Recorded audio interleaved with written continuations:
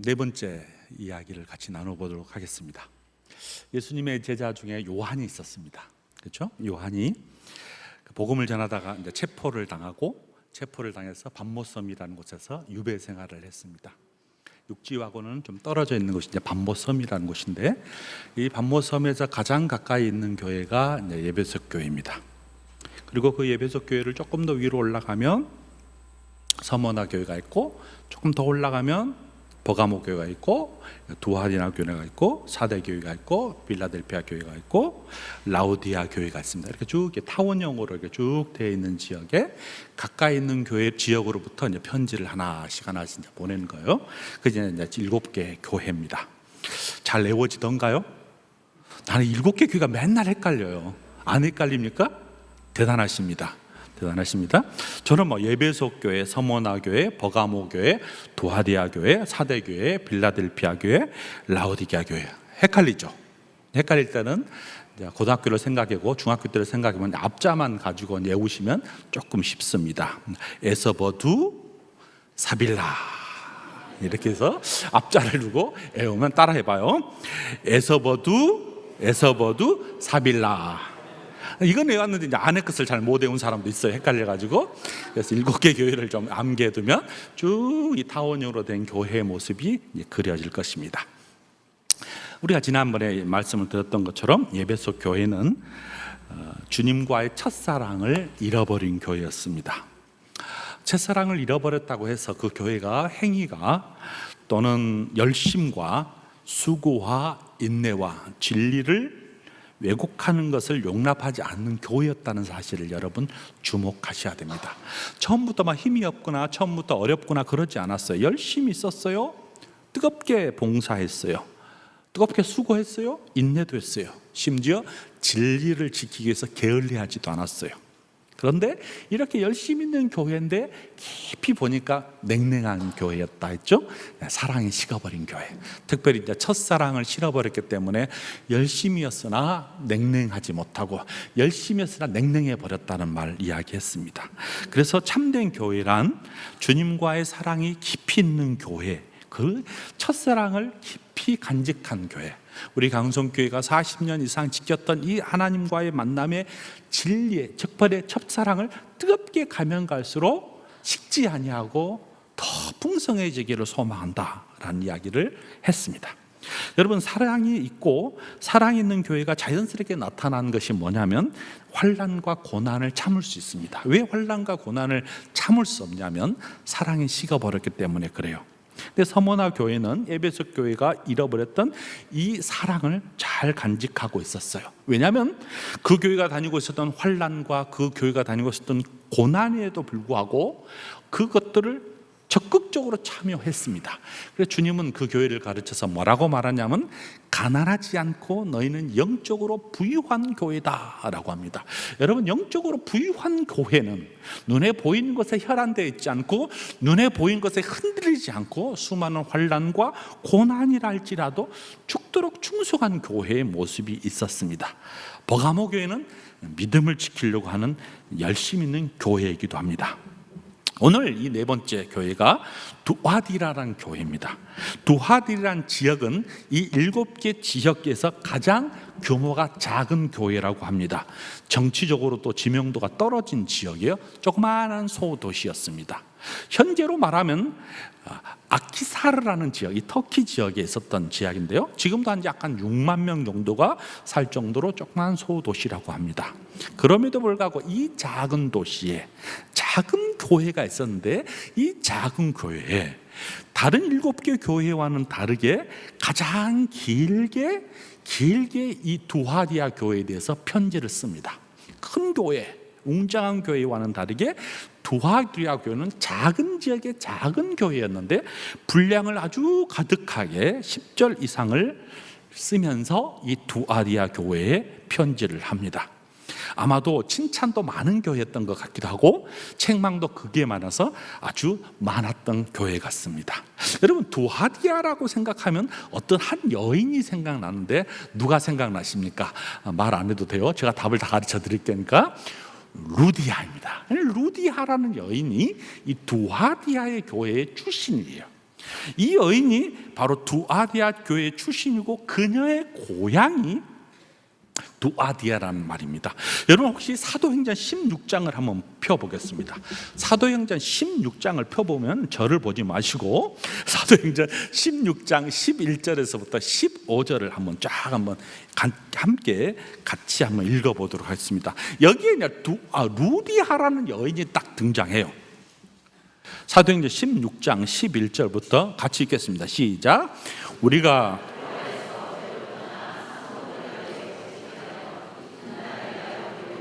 12절 거기서 빌립보에 이르니 이는 마게도니아 지방의 첫 성이요 또 로마의 신민지라 이 성에서 수일을 유하다가 13절 안식일에 우리가 기대할 것이 있을까 하여 문밖 강가에 나가 거기 앉아서 모인 여인들에게 말하는데 14절 두하디라 시에 있는 자색 옷감 장사로서 하나님을 섬기는 루디아라 한 여자가 말을 듣고 있을 때에 주께서 그 마음을 열어 바울의 말을 따르게 하신지라 16절 15절 그와 그 집이 다 세례를 받고 우리에게 청하여 이르되 만일 나를 주 민자로 알거든 내 집에 들어와 유하라 하고 강권하여 머무르게 하니라. 바울과 이 루디아가 만나는 모습이 등장합니다.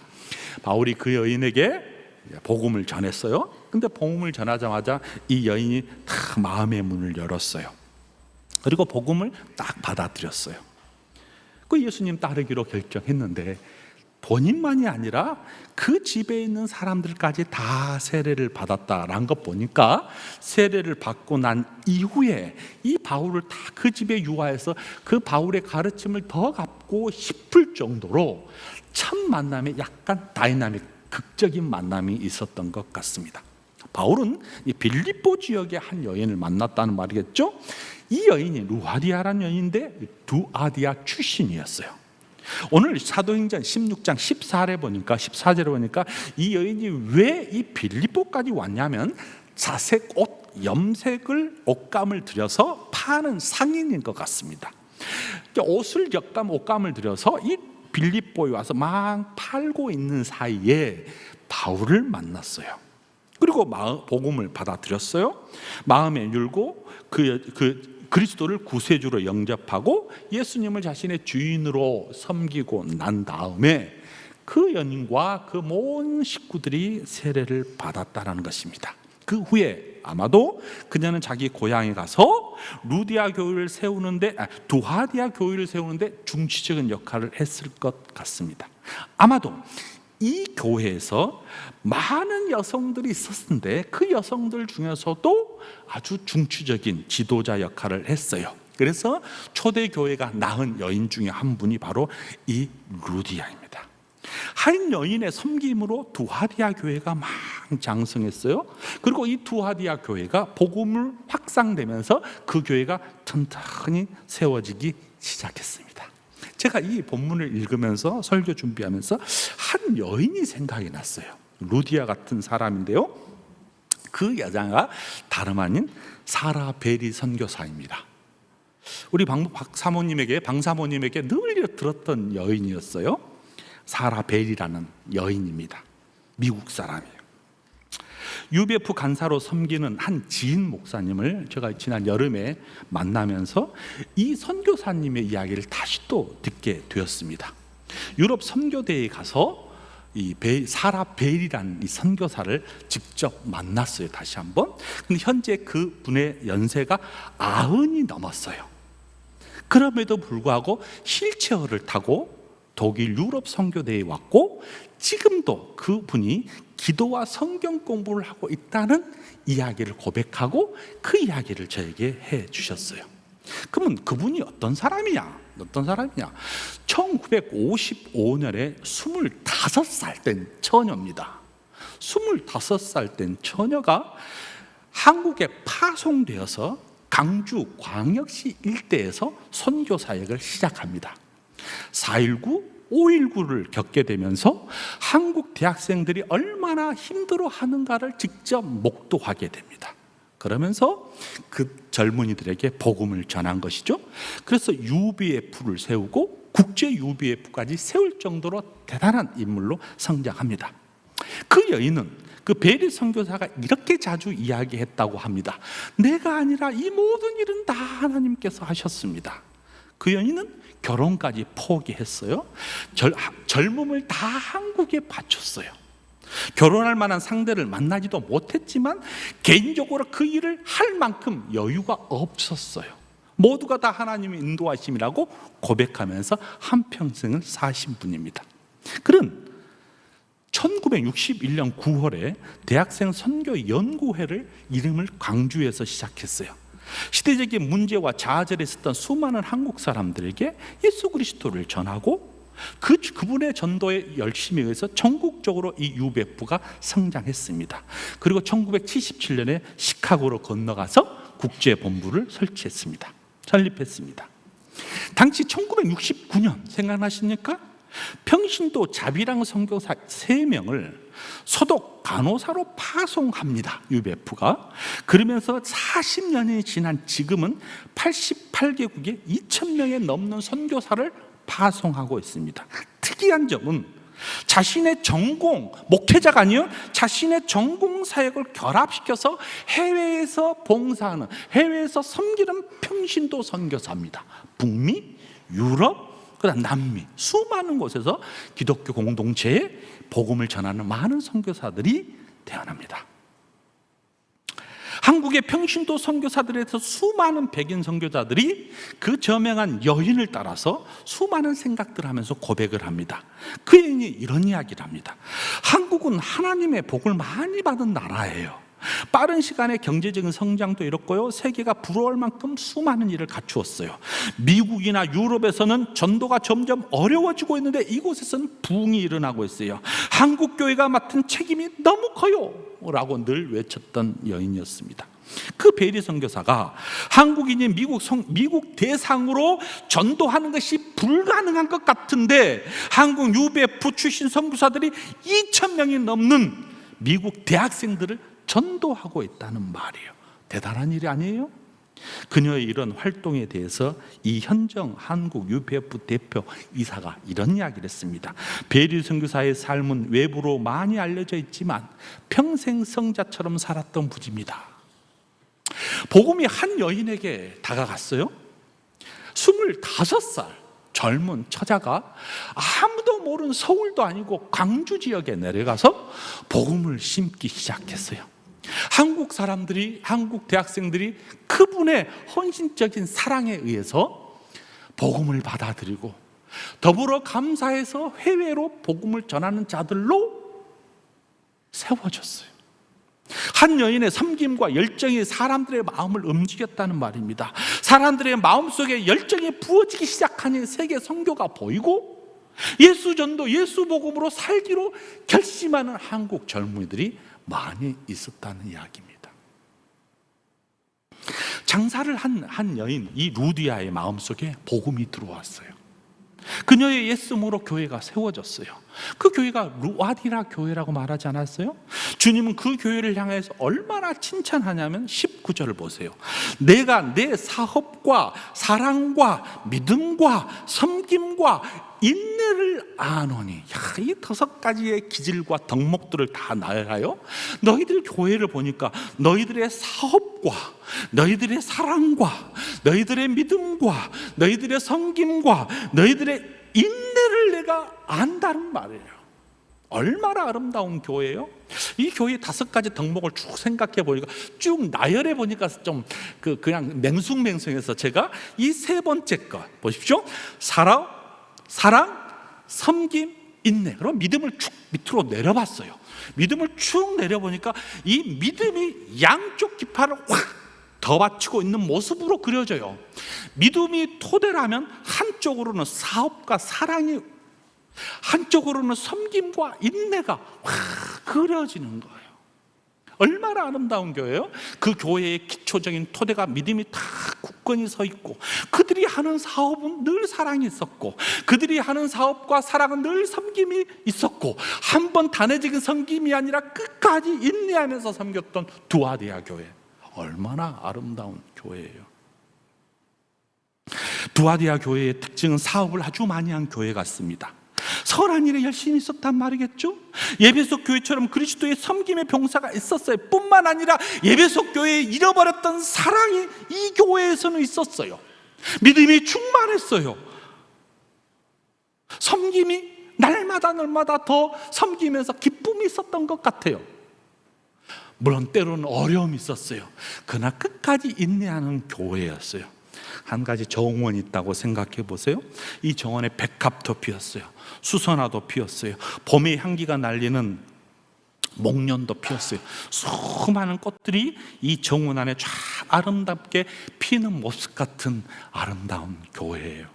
흔들리지 않을 것 같아요. 견고하니까요. 그런데 열매가 있어요. 사업의 열매도 있고요, 사랑의 열매도 있고요, 섬김의 열매도 있고요, 인내의 열매도 있어요. 이 아름다운 교회예요. 본받고 싶지 않으세요? 여기에서 끝나지 않았어요. 19절 하반절을 보니까 내 나중 행위가 처음보다 많도다. 무슨 말이에요? 처음에 간직했던 이 행위보다 점점 세월이 가면 갈수록 더 많은 사업, 더 많은 사랑, 더 많은 섬김, 더 많은 인내가 더 커졌어요.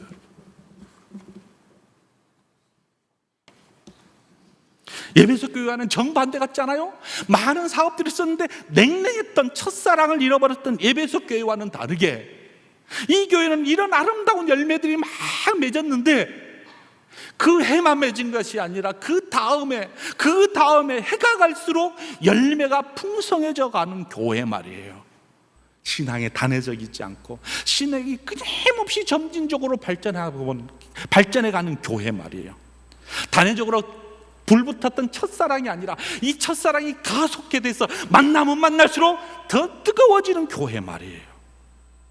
처음에는 열정적이고 세상을 다 준다고 해도 내가 주님을 사랑하겠습니다 라고 봉사했던 것에 그치지 않냐고 시간이 지나면 지날수록 더 사랑이 강해지고 더 믿음이 강해지고 더 사업이 늘어나고 더 섬김이 풍성해지고 인내도 더 강해진 교회 말이에요.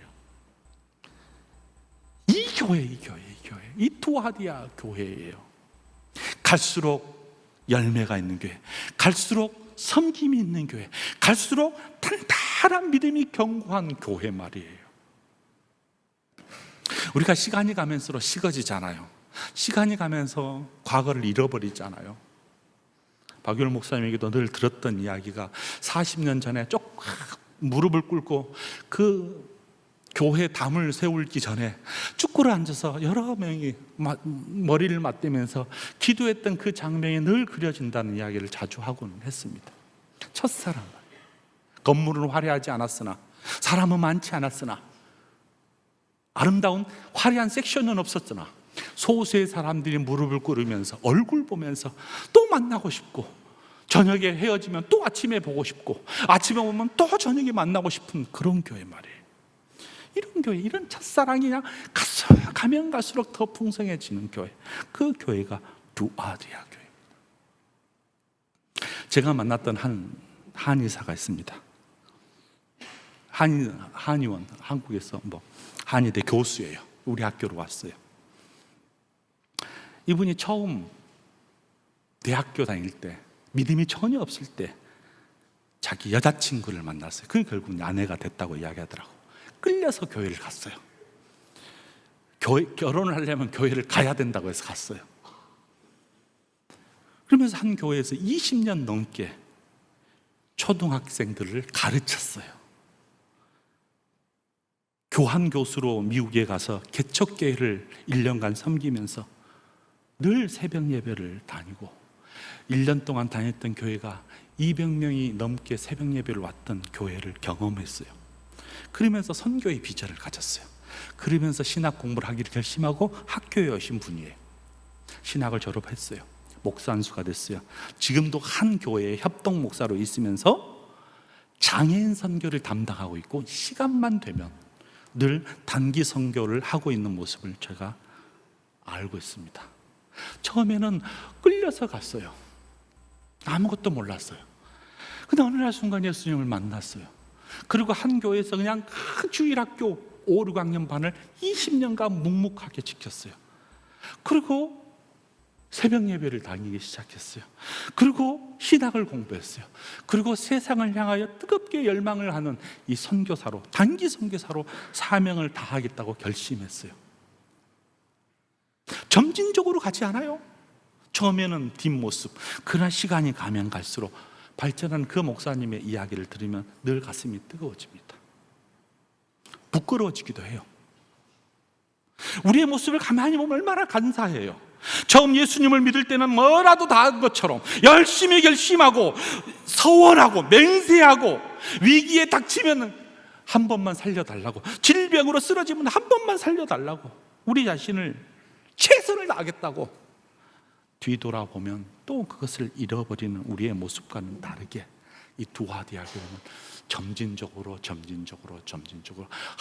한 해가 갈수록 성장 발전한 교회예요. 바울은 데살로니가 후서 1장 3절에 보면, 이 데살로니가 교회에서도 보면 이런 고백을 합니다. 너의 믿음이 더욱 자라고 너희가 다 각기 서로 사랑함이 풍성함으로 나는 기쁘도다. 믿음 안에서 자라가는 교회, 믿음으로 자라난 교회만이 아니라 사랑의 열매가 막 풍성히 맺어지는 걸 보면 나의 기쁨이다 라는 고백을 합니다. 이처럼 사랑도 있었고 믿음도 있었고 봉사도 있었고 인내도 있었고, 그 가운데 건강하게 충성한 많은 일들이 맺어진 교회, 두아디아 교회입니다. 한국 교회도 사회사업을 감당해야 한다는 주장한 사람들이 많아요. 복지로 집중해야 된다고 말하는 사람도 많아요.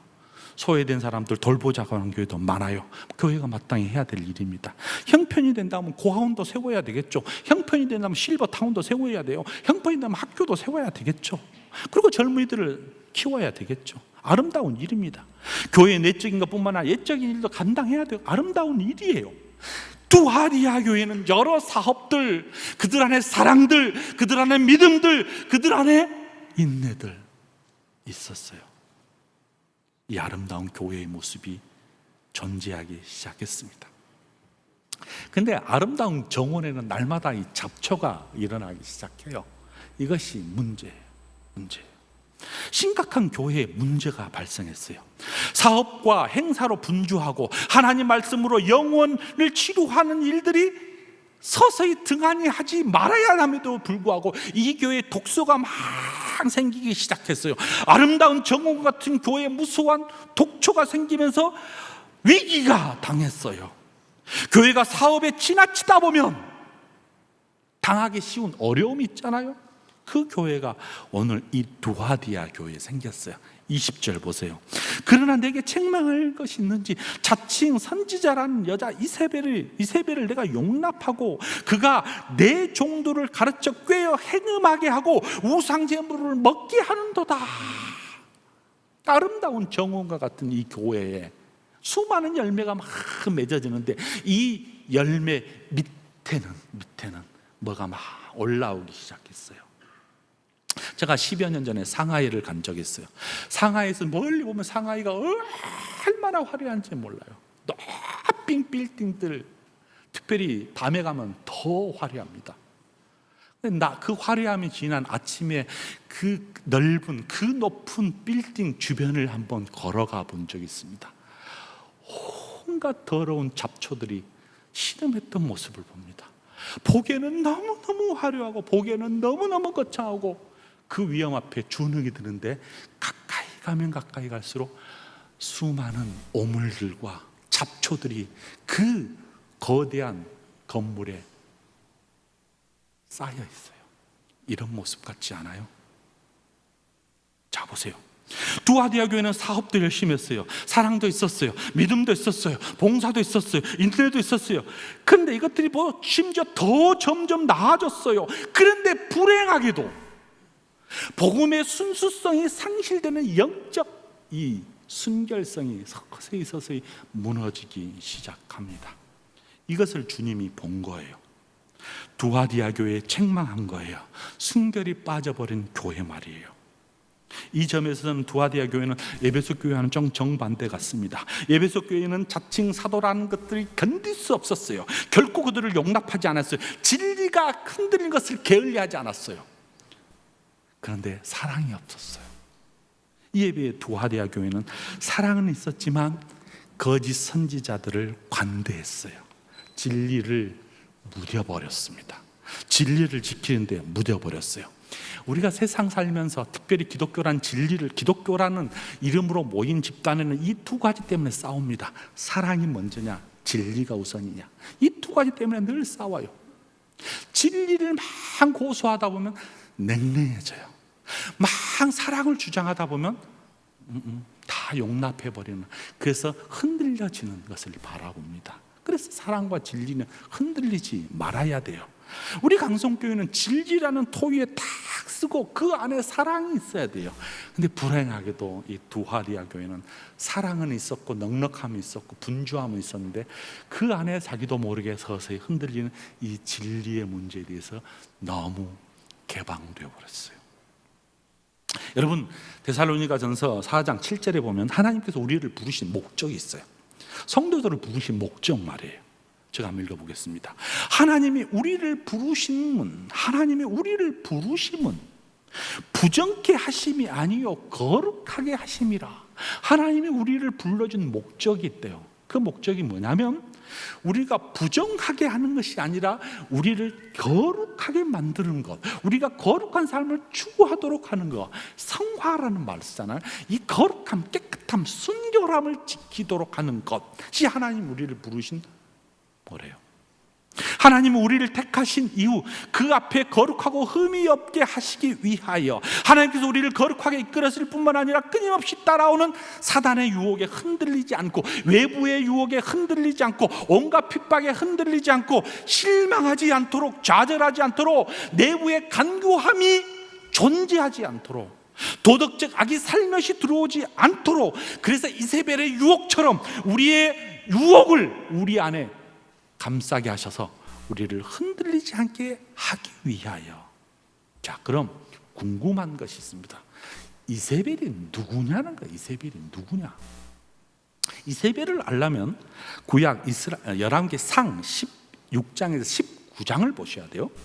이세벨이라는 사람은 어떤 사람이냐면 이스라엘 왕 중에 사악했던 아합 왕이 있는데 이 사악한 아합 왕의 부인이에요.